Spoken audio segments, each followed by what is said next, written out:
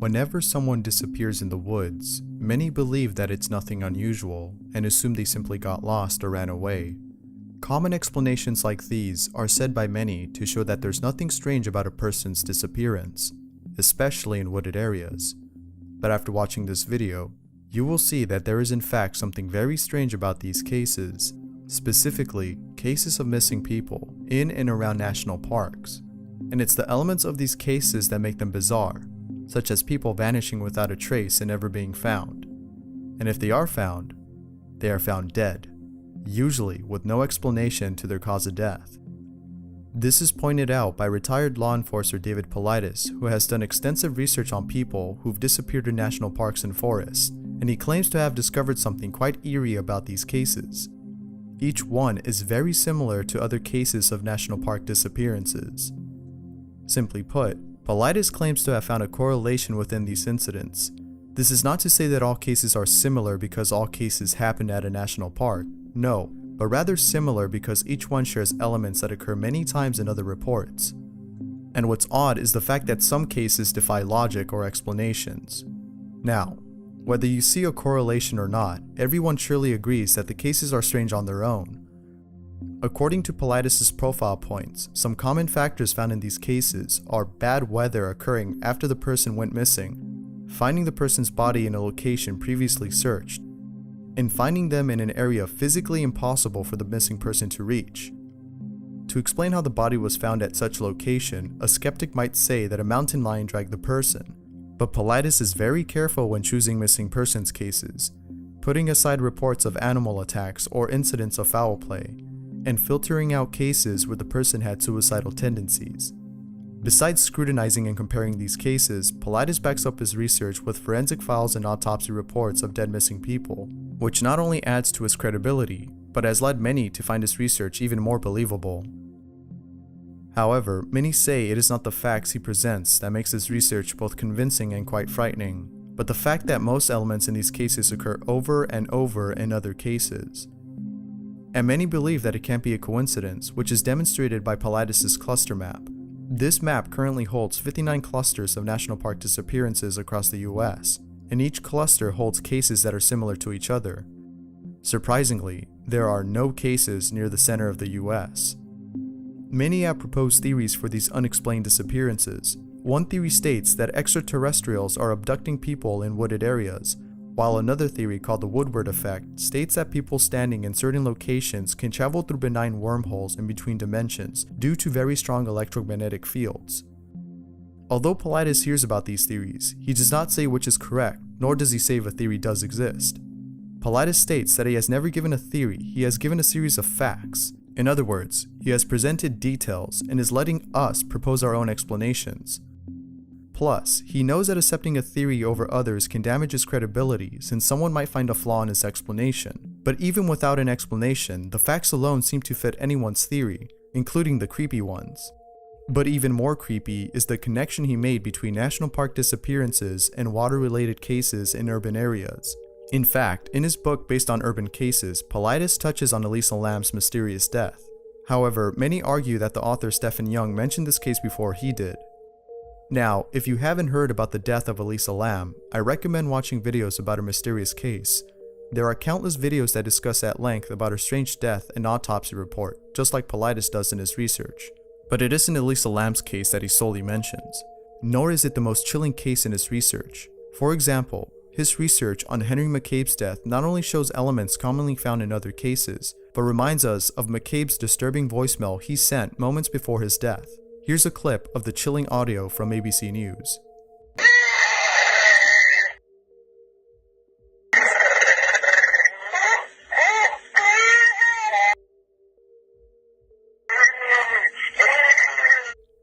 This recording, coupled with Paulides' research, has convinced many that something strange is actually happening in and out of national parks. Of course, Paulides is not trying to prove that something predatory lurks in the shadows. He's just, as he states many times, laying out the facts from certain cases and showing a pattern within them. Consider the following 3 cases mentioned in Paulides' research. Try pointing out any similarities between them, besides all 3 being bizarre. Starting off with an incident from an urban setting, Jelani Brenson, an athletic soccer player and highly religious college student, went to a house party on April 17, 2009 in Anoka, Minnesota, the city he lived in. During the party, he receives a phone call which appeared to upset him. He then walks out the front door of the house to leave the party for a bit. Moments later, Jelani's friends, who were also at the party, realize Jelani has been outside for a long time. Soon after realizing his long absence, they walk outside and begin to search for him. After failing to find Jelani, they report him missing. Then, on Saturday, April 25, 2009, an employee of Greenhaven Golf Course in Anoka saw a floating body in the golf course pond. It was Jelani Brenson, floating in approximately 2 to 3 feet of water. Now here's where it gets weird. His autopsy report states unknown cause of death and no foul play. Besides finding his body without shoes, his socks were clean, which led investigators to believe someone placed him there. It would be impossible for Jelani to end up in a muddy location without having a single stain on his socks. Further complicating the case, Jelani's autopsy also indicates that he died earlier before his body was in the water, meaning he didn't drown. To this day, this case remains a mystery. Now, if you don't think this case is bizarre enough, then wait till you hear this next one. On Friday, March 14, 2014, Dr. James McGrogan, an emergency room physician from Indiana, went on a hiking trip outside Vail, Colorado. At around 8:30 a.m., he and 3 friends start hiking on a trail that would lead them to Iceman Hut, which is a location they plan to reach. During their hike, the group stops to take a short break. However, McGrogan, being physically active, continues traveling up the trail, expecting his friends to catch up with him after they finished resting. After taking their break, they began to follow the path McGrogan took. Moments later, after realizing McGrogan was nowhere in sight, the group calls the Eagle Valley Sheriff's Department to file a missing person report. Soon after reporting McGrogan missing, a search and rescue operation was underway. Then, on Tuesday, March 18th, severe winter weather struck the area, causing all search efforts to come to a halt, thus permanently ending the search for McGrogan. Then, 20 days later, 3 hikers spotted a body at the bottom of an ice chute near the Booth Falls trailhead. It was McGrogan's body. Now here's what's boggling about this case. His body was found 4.5 air miles from where he was last seen. Even more odd is the fact that no tracks were left by McGrogan as he traveled over 4 air miles to Booth Falls. After recovering his body, coroners noticed he was missing his long hiking boots and saw that his cell phone still had power and phone service at the location he was found at. This caused investigators to ask why he didn't call for help if he could do so. McGrogan's case remains shrouded in mystery, and this next case is probably the most mysterious I've come across. In 1974, Charles McCullough, a young photographer from Virginia, embarked on a road trip around the country. During his trip, McCullough stops at a friend's house in Eugene, Oregon. While staying over, McCullough decides to take a trip to Crater Lake, hoping to take some great photos of the area. Little did he know that this would be the last time anyone would see him alive. Soon after his absence, McCullough was reported missing. Immediately after hearing about his son's disappearance, McCullough's father traveled to Crater Lake and searched day and night for his son. After searching and finding no traces of Charles, McCullough's dad stopped searching. Then, 2 years later, 2 hikers stumbled across a torn backpack that contained a Volkswagen key. It was the key to McCullough's car back in Virginia. Soon after discovering this, park rangers were sent to search the area. Moments later, they found McCullough's body. This next part gets weird. Right away, the rangers noticed something very odd about McCullough's corpse. Only the bones of his toes and pieces of his shin bones can be seen, but the rest of his body was missing. Further adding to the weirdness of this incident, on the day he disappeared, there was 7.5 feet of snow on the ground, and McCullough somehow managed to travel 12 miles through this mountain of snow to where his body was recovered. Even more strange is the fact that he didn't have his boots on, nor some of his clothes, like in the previous 2 cases. Granted, it's a known fact that some people strip their clothes off when exposed to extremely cold weather, which may explain why McCullough was found without some of his clothes, but what's still odd is that McCullough's boots were never found. And in the previous case, McGrogan's boots were also never found. Except for Jelani Brenson, his shoes were found, but not on his feet. Indeed, in all 3 cases, all bodies were found in locations physically impossible for the person to reach. In Jelani's case, how was he able to walk across mud and still have clean socks?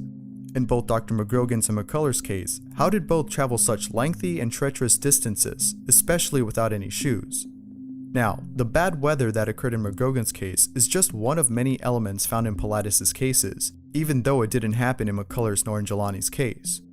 Doubtless, Paulides presents such cases to show their resemblance. If you're not convinced that all three incidents are connected or share a pattern in any way, then you're not alone.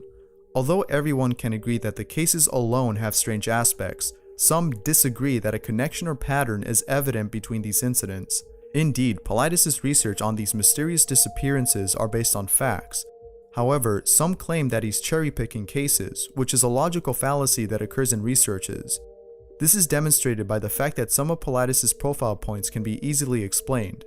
For example, the bad weather that occurs in most of these cases is nothing unusual. Bad weather usually occurs at high altitudes, which is where most of these cases take place. This, among other explanations, may prove that Paulides searches for cases that fit his paradigm, while giving less attention to cases or possible explanations that contradict his criteria, or better known as profile points. Simply put, the cases in isolation are bizarre, but claiming that a correlation or pattern exists between these cases is hotly debated. However, with this new movie coming out in 2017, he may be able to garner more attention and probably persuade other credible professionals to support his research. Whether his research has meaning or not, Paulides points out something critical that everyone can agree on: the lack of a federal database for reports of missing people on federal lands. The fact that Paulides is often denied access to missing persons reports from national parks, even after submitting FOIA request forms, has raised awareness of this problem. He's either denied access or told they have no records of missing people. Thus, a reader of Paulides' work started a petition to make the Department of Interior accountable for persons missing in U.S. national parks and forests. Besides raising awareness of this problem, Paulides' books cause families who've lost loved ones to realize they're not alone. Through his work, they're able to see that others have experienced the same frustrations they went through after they're lost. And the fact that people are reading about their stories reassures them that their loved ones will not be forgotten. Of course, Paulides first gets their permission to publish their accounts, but according to Paulides, they usually come to him first, wanting their stories published. In addition to reading these unexplained cases, readers are left feeling unsettled by these unusual death and disappearances. And the fact that all cases are based on facts makes it even more frightening. So the next time you go hiking, be sure to carry a personal locator beacon and hike with someone else, as Paulides suggests, because doing so will decrease your chances of becoming another statistic in his research.